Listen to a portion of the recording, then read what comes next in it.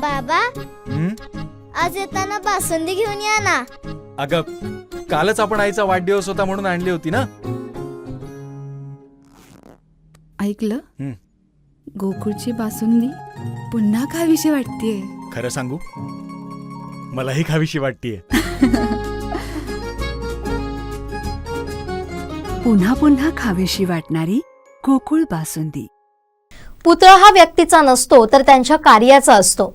आज भाईसाहेब सावंत यांच्या पुतळ्याचं अनावरण झालंय. प्रेरणास्थान म्हणून या स्थळाकडे पाहिलं जातं. महाराष्ट्राला विकसनशील राज्य बनवण्यात त्यांचा मोलाचा वाटा होता. 50 वर्षांपूर्वी पुढच्या 50 वर्षांचा विचार या लोकांनी करून ठेवला.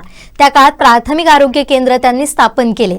विकास समृद्धीचा पाया त्यांनी घातला, असं मत माजी मंत्री आमदार सतेज उर्फ बंटी पाटील यांनी व्यक्त केलंय. इथं विद्यार्थीने अनेक बसलेले आहेत. आज इंटरनेटचं माध्यम तुमच्याकडे आहे, गुगल मॅप तुमच्याकडे आहे. तुम्हाला उद्या आज काय माहिती पाहिजे ती मिळू शकते. परंतु या व्यक्तिमत्वाने 50 वर्षापूर्वी उद्याच्या 50 वर्षाची काय गरज आहे हे ओळखलं असेल म्हणजे यांचा गुगल किती स्ट्रॉंग होता. म्हणजे या सगळ्या लोकांचा गुगल किती स्ट्रॉंग होता की पुढच्या 30 वर्षात, 40 वर्षात, 50 वर्षात काय पाहिजे.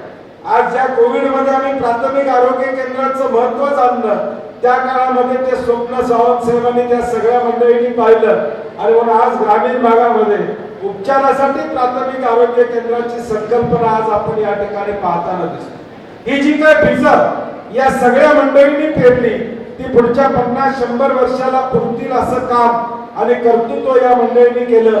आणि म्हणून यांचं स्मरण करणं हे तुमचं आमचं कर्तव्य आहे. कारण की या मंडळींनी पाया घातला, या मंडळींनी विकासाचा पाया घातला, या मंडळींनी समृद्धीचा पाया घातला आणि तोच पाया पुढे घेऊन जाण्याचं काम येणाऱ्या भविष्यकाळात आपल्याला करावं लागेल. 11 खात्याचं मंत्रीपद सावंत साहेबांच्याकडे होतं. आम्हा सगळ्या तरुणांना कधी त्यांचा योग आला नाही, परंतु त्यांच्या वाचन सगळं बघितल्यानंतर, सगळ्या गोष्टी बघितल्यानंतर 1985 साली त्यांच्याकडे वैद्यकीय खातं होतं. ज्यावेळी या राज्यामध्ये वैद्यकीय महाविद्यालय उघडण्याची संकल्पना नव्हती, परंतु त्या काळामध्ये धोरण आणण्याचं काम सावंत साहेबांनी त्या काळामध्ये त्या ठिकाणी केलं.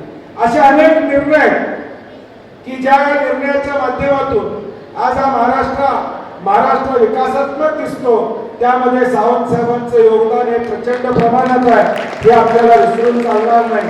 आणि म्हणून या जन्मशताब्दीच्या निमित्तानं अत्यंत स्तुत्य आणि चांगला कार्यक्रम आपण सगळ्यांनी घेतला.